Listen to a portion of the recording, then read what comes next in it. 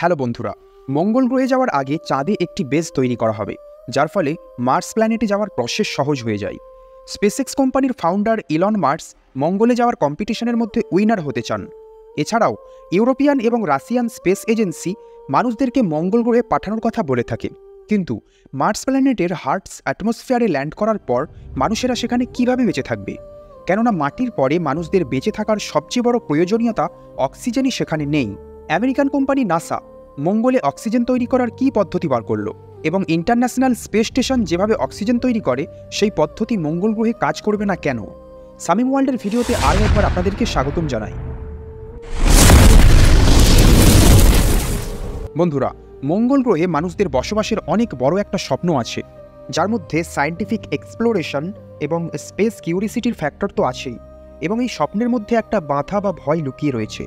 সেটা হলো আমাদের পৃথিবী বা আর্থে কোনো বিপদের কারণে মানব সভ্যতা ধ্বংস না হয়ে যায়। যেমনভাবে 6.5 কোটি বছর আগে আমাদের দুনিয়া থেকে ডাইনোসররা ধ্বংস হয়ে গিয়েছিল, এবং এটা সম্ভব হতে পারে, যার একটি এক্সাম্পল আমরা আমাদের পৃথিবীতে ক্লাইমেট চেঞ্জ হতে দেখতে পাই। এটাই হতে পারে সবচেয়ে বড় কারণ যে আগামী জীবনে কেউ না কেউ মঙ্গল গ্রহের নীল আর্মস্ট্রং হতে চলেছে। একবার ইলন মাস্ক 2026 সালে মঙ্গল গ্রহকে কলোনাইজ করার সংকল্প করেছিলেন, কিন্তু এখন তার পক্ষ থেকে 2029 সাল করা হয়েছে। You've slightly put back the expected date to put the first human on Mars till 2029, I want to say. Yeah, I mean, let's see. I mean, we have built a production system for Starship, so we're making a lot of ships and boosters. এবং অন্যদিকে NASA মহাকাশ সংস্থা 2030 সালের মধ্যে মঙ্গল গ্রহে মানুষদের নিয়ে যাওয়ার সংকল্প করছে। কিন্তু এটা আসল প্রশ্ন নয় যে কোন ব্যক্তি সর্বপ্রথম মার্স প্ল্যানেটে যাবে। আসল প্রশ্নটি হলো যে মঙ্গলে যাওয়ার পর মানুষেরা সেখানে কিভাবে বেঁচে থাকবে। নিশ্চয়ই আমাদের পৃথিবীর অনেক ধরনের প্রপার্টিজ মঙ্গল গ্রহে দেখা গেছে, যেমন মঙ্গল গ্রহের একদিন, যাকে মার্সিয়ান ডে বা সোল বলা হয়ে থাকে, সেটার লেন্থ আমাদের পৃথিবীর তুলনায় মাত্র 39 মিনিটস বেশি। সেখানেও ভিন্ন প্রকৃতির আবহাওয়া রয়েছে। যেমন পৃথিবীতে আর্থ পোলে আইস গ্যাপ আছে, সেরকম মঙ্গল গ্রহেও আছে। পৃথিবীতে যেমন অ্যাটমসফিয়ার আছে, সেরকম মঙ্গল গ্রহে খুব পাতলা হলেও অ্যাটমসফিয়ার বিদ্যমান রয়েছে। কিন্তু একটা জিনিস মঙ্গল গ্রহে মানুষদের বসবাসের জন্য একেবারে নেই বললেই চলে, সেটা হলো অক্সিজেন। তাহলে মঙ্গল গ্রহে এই অক্সিজেন গ্যাস কিভাবে তৈরি করা হবে? তাও আবার 2-1 লোকের জন্য নয়, মঙ্গল গ্রহের একটি পুরো কলোনাইজেশনকে রক্ষা করার জন্য। এক্সট্রিম সিচুয়েশনে মানুষদেরকে বাঁচিয়ে রাখার কথা বলতে গেলে সর্বপ্রথম ISS এর কথা স্মরণ করা হয়, মানে ইন্টারন্যাশনাল স্পেস স্টেশন, যেটা বর্তমানে স্পেসের হার্স কন্ডিশনে 25 বছর ধরে টিকে আছে, এবং এখনও পর্যন্ত এটা অনবরত মানুষদেরকে অক্সিজেন এবং ফ্রেশ ওয়াটার তৈরি করে দেয়। ইন্টারন্যাশনাল স্পেস স্টেশনের মধ্যে সর্বদা 4 জন ব্যক্তি মজুদ থাকে।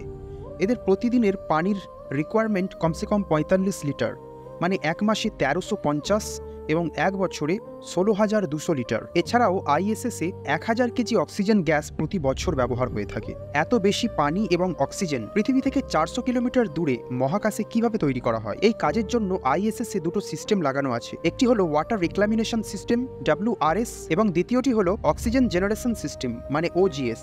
এই দুটো সিস্টেম আমরা মার্সে কেন লাগাতে পারবো না, সেটা বোঝার জন্য সর্বপ্রথম আমাদেরকে এটা জানতে হবে যে এই সিস্টেম কিভাবে কাজ করে। ওয়াটার রিক্লামিনেশন সিস্টেম হিউম্যান ওয়েস্ট, মানে ইউরিন, ঘাম এবং হিউমিডিটির মাধ্যমে পানি কালেক্ট করে থাকে এবং সেটাকে পিউরিফাইড করে আবার পান করার যোগ্য করে তোলে। অ্যাস্ট্রোনট ডাগলাস উইনলক একটি প্রোগ্রামে বলেছিলেন যে আমাদের গতকালের কফি দিয়েই পরের দিনের কফি তৈরি হয়ে থাকে।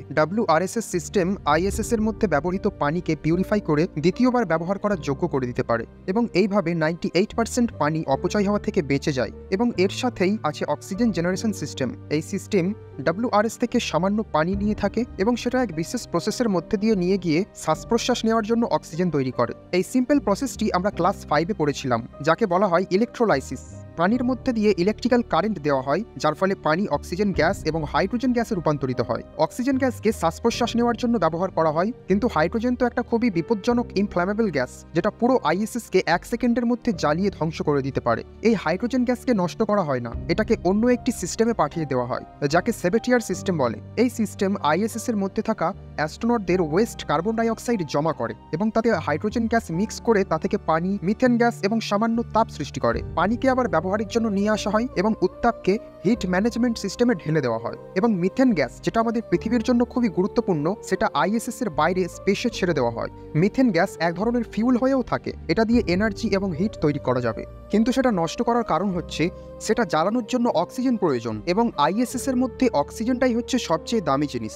আইএসএস এর এই পুরো অক্সিজেন এবং ওয়াটার সিস্টেমে যদি ভালো করে ধ্যান দেওয়া হয় তাহলে এটা রিফিউলিং মিশনের মধ্যে ডিপেন্ড করে। অবশ্যই এটা 98% এফিশিয়েন্ট, কিন্তু তবুও প্রতিটি সিস্টেমে লসেজ এবং লিকেজেস থাকতেই পারে। এই কারণেই প্রতি 6 মাস অন্তর কিংবা 1 বছরে পানি এবং অক্সিজেন আমাদের পৃথিবী থেকে নিয়ে আইএসএস এ পাঠানো হয়। এই রিফিউলিং মিশন খুবই কস্টলি হয়ে থাকে, যেখানে 1 লিটার পানি 400 কিলোমিটার উঁচু আইএসএস এ পাঠাতে $2500 বেশি খরচা হয়। অতএব 22.5 কোটি কিলোমিটার দূর মঙ্গল গ্রহে এইভাবে অক্সিজেন তৈরি করা কোনো দিক থেকে কস্ট ইফেক্টিভ হবে না। এটার জন্য এমন সিস্টেম তৈরি করতে হবে যা মার্সের মধ্যে থাকা যে কোনো রিসোর্সেস ব্যবহার করে তা থেকে অক্সিজেন তৈরি করতে পারে। 2021 সালে নাসা মহাকাশ সংস্থা থেকে যেই পারসেভারেন্স রোভার মঙ্গলে পাঠানো হয়েছিল তাতে এই একই পরীক্ষার জন্য একটা ডিভাইস ইনস্টল করা হয়েছিল, যাকে মক্সি মানে মার্স অক্সিজেন ইনস্টিটিউ এক্সপেরিমেন্ট নামকরণ করা হয়েছিল। কেননা আইএসএস এ পানির সোর্স রিফিউলিং হয়ে থাকে, কিন্তু মঙ্গলে পানি খোঁজার জন্য তার পোলার ক্যাপসে যেতে হবে, না হলে কয়েক ফুট নিচে ড্রিল করে বরফ খুঁজে বের করতে হবে। সেই জন্য মক্সি মঙ্গলে থাকা কার্বন ডাই অক্সাইড ইউজ করে তা থেকে অক্সিজেন তৈরি করে। এটা সহজ করে বলতে গেলে এটাই বলতে হয় যে মঙ্গল গ্রহের অ্যাটমসফিয়ারে 95% কার্বন ডাই অক্সাইড রয়েছে। মক্সি বাইরের অ্যাটমসফিয়ার থেকে কার্বন ডাই অক্সাইড পাম্প করে সেটাকে প্রেসারাইজ করে,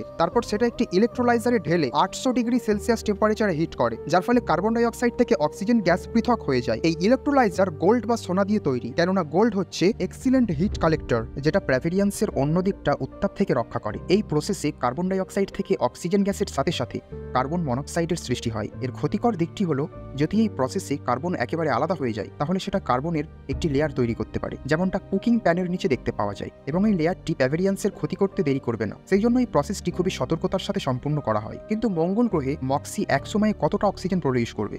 এই প্রসেসিংয়ে মক্সির মধ্যে অনেক বেশি এনার্জির প্রয়োজন, সেই জন্য নাসা এটা খুব অল্প সময় ব্যবহার করে, যখন সোলার প্যানেলে এনার্জি বেঁচে যায়। আজ পর্যন্ত এটা মাত্র 122 গ্রাম অক্সিজেন তৈরি করেছে, যেটা একজন মানুষকে মাত্র 3.5 ঘন্টা পর্যন্ত বাঁচিয়ে রাখতে পারবে। যদি এই সিস্টেমের মাধ্যমে মঙ্গল গ্রহে অনেক বেশি অক্সিজেন প্রডিউস করা হয় তাহলে সেটার জন্য মঙ্গল গ্রহে মক্সির একটা বড় ভার্সন বানাতে হবে, তার সাথে ওটা চালানোর জন্য একটা বড় পাওয়ার প্ল্যান্ট লাগাতে হবে, এবং এটাই এখন পর্যন্ত সবথেকে বড় চ্যালেঞ্জ হয়ে উঠেছে। কিন্তু এখানে বোঝার বিষয়টি হলো যে মক্সি প্রথমে কার্বন ডাই অক্সাইডকে কম্প্রেসারের মাধ্যমে কম্প্রেসড করে তারপর সেটা 800 ডিগ্রি সেলসিয়াসে গরম করে। এই দুটো প্রসেসের জন্য অনেক বেশি এনার্জি রিকোয়ার্ড হয়ে থাকে। এই প্রবলেমটির সলিউশনের জন্য বিজ্ঞানীরা এক ফিউচার টেকনোলজিতে কাজ করে চলেছে, যার মাধ্যমে কার্বন ডাই অক্সাইডের মলিকিউলগুলো কম টেম্পারেচারেও ভাঙা যাবে। এখানে কার্বন ডাই অক্সাইডকে হিট করে নয়, বরং তাতে ভাইব্রেশনের মাধ্যমে এর থেকে অক্সিজেন মলিকিউল আলাদা করা হবে। অতএব এই টেকনোলজিক্যাল প্রসেস ল্যাবের মধ্যে টেস্ট করা হয়েছে, কিন্তু পৃথিবীর হাই অ্যাটমসফিয়ার প্রেসার ও টেম্পারেচারের কারণে এই এক্সপেরিমেন্ট আমাদের আর্থ প্ল্যানেটে করা সম্ভব নয়। কিন্তু মঙ্গল গ্রহের অ্যাটমসফিয়ার এই কাজটির জন্য একেবারে পারফেক্ট। টেকনোলজি যত রকমেরই হোক না কেন, আমাদের একটাই টার্গেট, আমাদের মঙ্গল গ্রহে এমন জিনিস ব্যবহার করে অক্সিজেন তৈরি করতে হবে যেটা সেখানেই থাকে, এবং যেই ডিভাইস অক্সিজেন তৈরি করবে তার ডিপেন্ডেন্সি আর্থে যেন না হয়। কেননা আইএসএস পৃথিবী থেকে মাত্র 400 কিলোমিটার দূরে রয়েছে। যদি সেখানে অক্সিজেন জেনারেশন সিস্টেম খারাপ হয়ে যায় তাহলে তাদের আবার পৃথিবীতে ফিরিয়ে আনা ততটা বড় প্রবলেম নয়। তারা নিজেদের এমার্জেন্সি স্যুট পরে কয়েক ঘন্টার মধ্যে রিফিউলিং এর ওয়েট করতে পারবে এবং আবার পৃথিবীতে ফিরে আসতেও পারবে। কিন্তু মঙ্গল গ্রহে যদি কলোনাইজেশনের পর হঠাৎ করে অক্সিজেন জেনারেশন সিস্টেম খারাপ হয়ে যায় বা প্রবলেম হয়ে যায় তাহলে সেখানে কোনো রিফিউলিং এর অপশন থাকবে না এবং পৃথিবীতে ফিরে আসা ততটা সহজ হবে না। আশা করি সামিম ওয়ার্ল্ডের এই ভিডিওতে আপনারা ভরপুর মাত্রায় লাইক করবেন, ভিডিওটি শেয়ার করবেন আপনার বন্ধুদের সাথে, এবং আপনাদের মূল্যবান কমেন্টের অপেক্ষায় রইলাম। সবাই ভালো থাকুন, সুস্থ থাকুন।